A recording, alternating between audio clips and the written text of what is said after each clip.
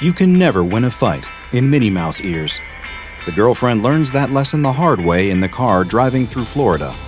No matter how articulate you are, how many one-liners your brain throws together on the spot, or even how right you are, if you are wearing Minnie Mouse ears, you just won't win the argument. "You said it was all booked!" she yells, throwing her arms in the air and sending drops of iced caramel latte all over the inside of the rental car. He snatches the drink out of her hand and plants it firmly in the cup holder.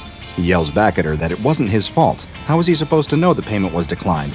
"You didn't even check for a confirmation email?" She scowls and crosses her arms. Her boyfriend glances across at her and laughs. "I just can't take you seriously in those," her boyfriend says, pointing at the Minnie Mouse ears. She punches the button to wind the window down, rips the ears off of her head, and is about to throw the big black ears out the window. Only, she can't do it. Looking at the little bow, she feels her bottom lip start to tremble. She deflates, feeling the fight go out of her. "I'm sorry," she says. "I just really wanted to go to Disney World." "I know." The pair of them drive in silence for a moment. The fight wasn't really about Disney. None of their fights were ever about what was really wrong. They'd always pick stupid, superficial things and shout about those, but not say what was really going wrong deeper down. That said, not getting to go to Disney World isn't just a superficial thing to her. Growing up in Sleepy Eye, Minnesota, she was very much used to having to explain to people where she was from. Sleepy Eye, yes, that's its real name. It's near New Ulm, near Mankato, about 2 hours from Minneapolis. If you don't know where Minneapolis is, she can't help you. Anyway, this trip was her first real adventure. She'd never left Minnesota much before. The flight down to Florida had been her first time on an airplane. All to come to the happiest place on Earth. Only they got to the front gates, and her boyfriend realized his payment had been declined. Do they have the money to buy 2 new tickets on the door? Of course not. They've blown it all on airfares, car rental, airport food, and a pair of Minnie Mouse ears. "I'm sure there are plenty of great things to do in Florida," her boyfriend says, trying to sound optimistic. "For free?" He doesn't reply. They just drive on in silence. Without a ticket to go to Disney World, they have no choice but to spend what little cash they have left on a motel for the night. It takes them about an hour to get there. The girlfriend gets straight out of the car and into their room, slamming the door behind her. Her boyfriend will just have to take a walk for a bit. There are cockroaches in the sink and some questionable stains on the bed, walls, and every flat surface in the room. There is apparently a pool out the back, but she's heard the stories of alligators roaming around this state and is in no mood to roll that dice in a place like this. She opens YouTube on her phone and puts on a horror video to listen to in the background. That calms her down. She loves that kind of thing. After 20 minutes, there's a soft knock at the door. Looking apologetic as anything, her boyfriend nudges his way into the room, holding a brochure in his hand. She snatches it off him without a word and reads it with as grumpy of an expression as possible. "Spooky self-guided tours in Florida. Visit the infamously haunted Pensacola Lighthouse today to chill your bones in the Florida heat. Explore the scariest spot on the coast for free, with a special Disney twist." Okay, fine. Her boyfriend does know how to cheer her up, but she can't let him know that. He's still supposed to be in trouble. But the following night, as the pair of them approach the lighthouse in the pitch darkness, she can't help but crack a smile. With the light at the top turned off and the railing surrounding the building stabbing sharply into the air, the place certainly looks pretty haunted. The brochure tells them that the place is a maritime museum during the day, but is currently closed to the public for maintenance. However, there's a spare key to be found right under... Got it! Her boyfriend straightens up proudly and turns to hand her the key that he retrieved from under the flower pot. She scowls at him to make sure he still knows he's in trouble for not getting them into Disney, but she does secretly feel a little glimmer of affection. He's always been the first behind the couch during horror movies, so he's clearly trying his best to make it up to her. The creaking noise that she was really hoping for doesn't come when she opens the door. It opens smoothly. Her boyfriend flicks the light switch instinctively, and the inside of the museum immediately lights up, showing glass cabinets, old nautical equipment, and a few flags. She groans and switches the lights back off. It's not exactly a haunted tour if you just turn all the lights on, but the magic of the room is gone now.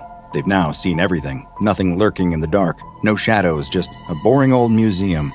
They trudge into the next room. There's so much streetlight spilling through the window that they can see practically everything in here as well. It's a recreation of the old lighthouse keeper's bedroom. A couple of old-looking beds, antique wardrobes, and clothes from the olden days. So much for a haunted lighthouse. "This is so lame," The girlfriend groans and switches the light on. Even her boyfriend isn't looking scared by any of this. There's literally nothing to be scared of in here. Can we just go home? Her boyfriend looks apologetic again. He's really tried to salvage this vacation, but it just hasn't happened. She can't be too mad at him. You know what? No, she says. Let's at least finish looking around this museum, then we can go.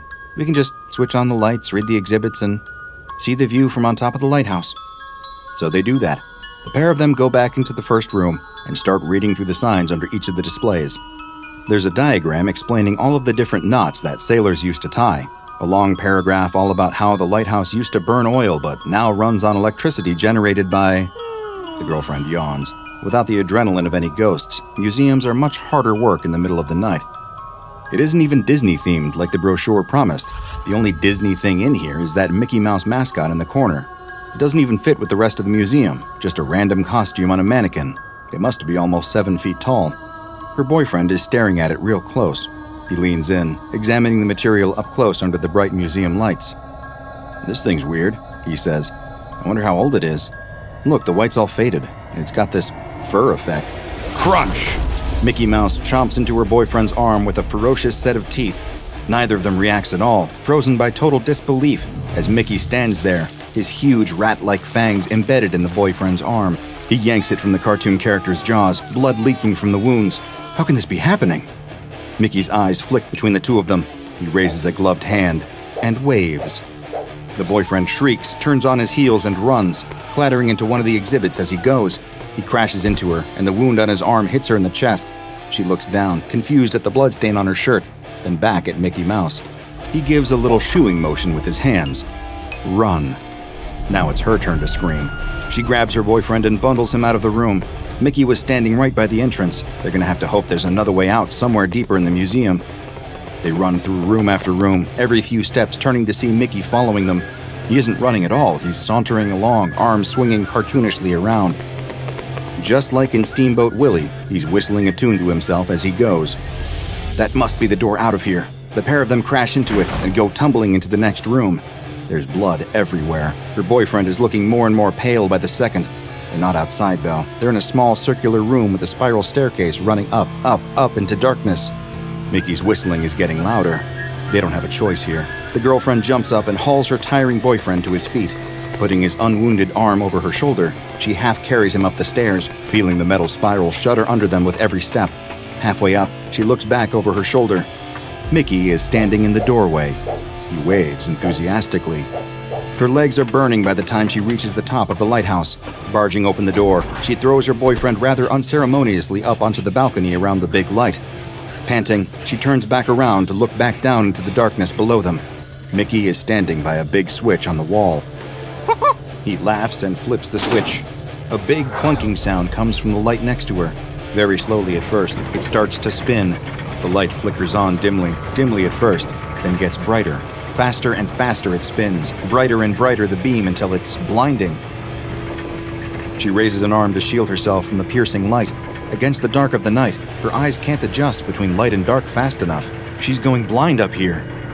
From below, she hears a heavy footstep on metal, then another. The whistling starts again, as Mickey cheerfully makes his way up to them. She glances down at him. He waves happily up at her again. She almost waves back instinctively. No, now's not the time. She needs to come up with a plan. But her brain just can't do it. For all the horror movies she's watched, all the times where she's screaming at the TV telling the protagonist what to do, now that she's in one for herself, she's got nothing. But wait, maybe she does have something. A pair of gloved hands appear on the doorframe, gripping the wood tightly. A smiling Mickey Mouse pops his head around the door, blood all over his chin. He just stays there for a moment, eyes flitting between her and her boyfriend, bleeding out on the floor. He sticks a comically large shoe out from the doorway and steps out onto the gallery to join them. The light swings around and shines in his face. As soon as it hits him, he bares his teeth, thousands of them, and shrieks in their faces. That's it. The girlfriend runs at him, fast as she can. At the last moment, she jumps, bends her legs, and with all the force she can muster, 2-foot kicks him in the chest. The giant mascot is really solid. He's so heavy that all of her efforts only just about knocks him off balance. But it's enough. Tripping over his own giant shoes, Mickey falls backwards. His back hits the railing, and for a second, It looks like he's going to be okay, but his momentum is just too much. His feet fly up into the air as he tips back over it, tumbling down into the darkness and laughing all the way down. Crunch! Mickey lands, impaled on the spiked railings outside the lighthouse. One of the rails stabs straight through his head. His smile freezes in place. His laughter stops. Her boyfriend is not looking okay. He's barely conscious now, lying in a sickeningly large pool of blood. They need to get him to a hospital fast. Still not recovered from carrying him up the lighthouse stairs, she now has to haul him back down them. The pair leave a red trail all the way through the museum, but that's the last of her concerns at this point. Not looking across at Mickey lying dead on the railing, the girlfriend dumps her boyfriend into the passenger seat of the rental car and goes round to the driver's side. She doesn't have a license, but she did a few lessons this year. Should be fine, the roads will be empty.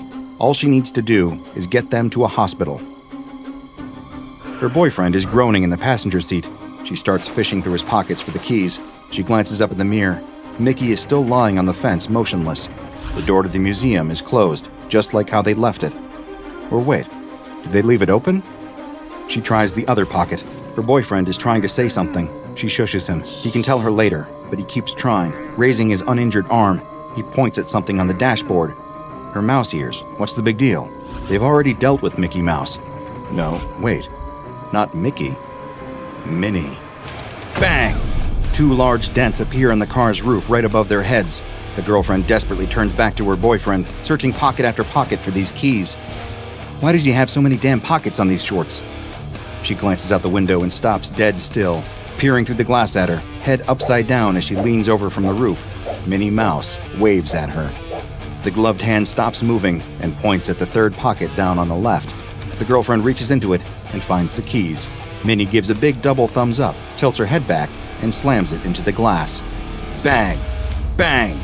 Again and again, she pounds her forehead on the windshield. The glass sags and fractures into smaller and smaller pieces.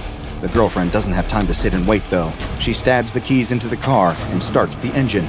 Slamming the accelerator to the floor, the car shoots off into the night. Minnie gives her another double thumbs up, winds a hand back, and punches it through the window. The girlfriend screams. The hand grabs the top of her boyfriend's head and starts to slowly twist it around. No matter how much she swerves the car, the girlfriend can't knock the mouse off the roof. Round and round her boyfriend's head goes. Crunch! His vertebrae detached and grate against each other. His head is looking all the way backwards at his seat, but Minnie keeps turning it, round and round, until he's looking straight forwards again, neck crumpled and splitting, eyes lifeless. Minnie puts a hand to her mouth and giggles. Oops! The road disappears from under the car, and it free falls for a second, the nose tipping forward. Crash! The nose lands first, tipping the car forwards and throwing the girlfriend through what remains of the windscreen. She tumbles across the sand, feeling her arms snapping underneath her as she goes. In a blur, she tries to get to her feet, but collapses. Rolling onto her back, she stares up at the stars as the sea laps against her cheek. A pair of giant round ears with a little pink bow block her view. Minnie peers down at her, spotting the girl's broken arm. With two giant gloved hands, she reaches down and takes the arm in her grip, breaking it back the other way and shoving it together until it resembles how it used to look. Minnie gives her the double thumbs up. The girlfriend doesn't even try to move. This is it. She's accepted her fate. But Minnie looks sad. Putting her hands under the girlfriend's armpits, she lifts her up and puts her back on her feet. She makes that same shooting motion Mickey did before. The girlfriend stumbles back a couple of paces, but falls over again. Exasperated, Minnie throws her hands in the air, picks the girlfriend up again, and puts her back on her feet. Minnie points at her. You. She then makes a little running motion with her fingers and points off up the beach. You run. Just kill me, the girlfriend says, exhaustion racking her every word. Minnie puts her head in her hands, even more exasperated than before. The mouse puts her hands together and makes a begging motion. Please? The girlfriend just stands there. Minnie throws her arms in the air, looks down at the girl, and shrieks, baring all her teeth. She stays put. Minnie pushes her over, jumps down into a straddling position, and punches the girlfriend in the head with her gloved hand. Pain fills the girl's head, shooting the fear back into her. With nothing left, the girl pushes herself free and stumbles away from Minnie. She hobbles up the beach, blood flowing freely down either side of her head. She's going as fast as she can, but it's barely faster than a walk. Behind her, Minnie is covering her eyes and counting on an outstretched hand, playing hide and seek. There's nowhere for her to go, though, nowhere to hide. They're just on an open beach, stretching out in front of her and behind her. Nowhere to go except... She splashes out into the sea, up to her knees, her waist, her chest. Now she's just fully swimming. Her broken arm screams at her from the motion. She barely has the strength to kick.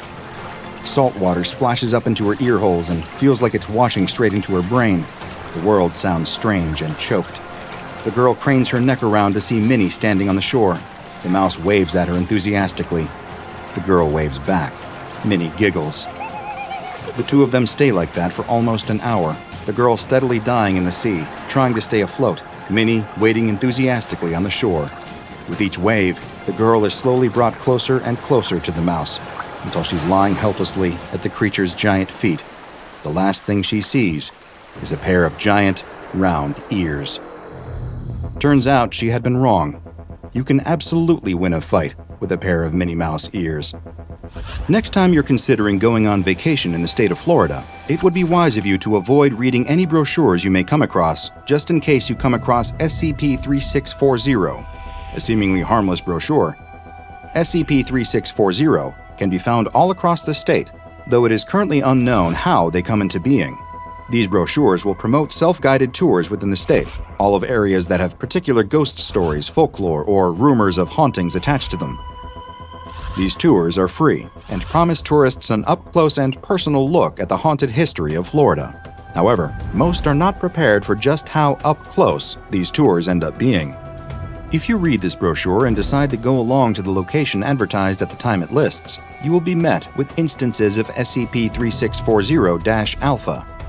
In this case, these creatures manifested themselves as Mickey and Minnie Mouse. However, they can take the form of any uniformed mascots associated with the Walt Disney Media conglomerate. These mascots will hunt you down mercilessly, but with all the charm and squeaky clean joy we all know and love. Live ammunition does little to stop these SCPs when directed at the body, but a clean headshot has been proven to do the trick. It is fortunate then for our tourist couple that Mickey's head was impaled on the railing. What is less fortunate, however, is that they were there together. This is because SCP-3640 has a few interesting rules for how it operates. In order for SCP-3640-Alpha instances to engage in the hunt, every member of the party has to have read the brochure. If a group of 5 go to a haunted house at the designated time, but only 4 of them have read the brochure, they will enjoy a nice, spooky, but safe evening. If all members of the party have read the brochure, however, the same number of mascots will manifest and hunt them down. For a group of 20 college students, you can only imagine the colorful range of Disney characters that come out to play. These SCPs will also only remain within their state borders. If you find yourself being hunted down, you can either run for the border or find a good place to hide until the times allotted for your self-guided tour come to an end. It remains unclear how these SCPs grow, reproduce, or where they go outside of their hunting times, if they continue to exist at all. Who knows? There are a lot of back rooms in Disney World with all mascot costumes lying around. The Walt Disney Company is under continuous surveillance to ascertain any link between SCP-3640 and the brand themselves. To this day, a letter from the company to a local governor in 1979 is the only tie to have been found between them and the creatures. It reads, "Dear Governor Askew, the Walt Disney Company thanks you for your cooperation in this matter regarding the unlicensed Walt Disney character operators. Please pass along the following information collected by the outstanding men and women of the City of Orlando's Police Department to the Florida National Guard. If a character is spotted, call to get its attention and then rapidly flash your flashlights at the costume. If it does not flinch, fire on sight. Aim at the head if possible. Else, aim at the knees to disable them and then finish them off with headshots. Body shots have been known to lack effectiveness. Deceased characters are to be incinerated. No other means of disposal are advised. We are currently pursuing alternative legal means of shutting down these unlicensed operators and hope to achieve a settlement within the end of the year. Cordially yours, the Walt Disney Company."